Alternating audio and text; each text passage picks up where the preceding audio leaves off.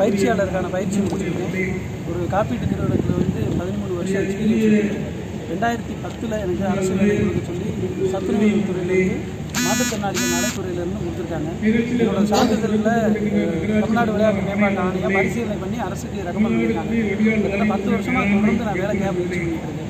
முதலமைச்சர்கிட்ட நீங்கள் மனு கொடுத்துருக்காங்க. மனு கொடுத்து எனக்கு அரசு இது வரைக்கும் எனக்கு வேலை கிடைக்கல.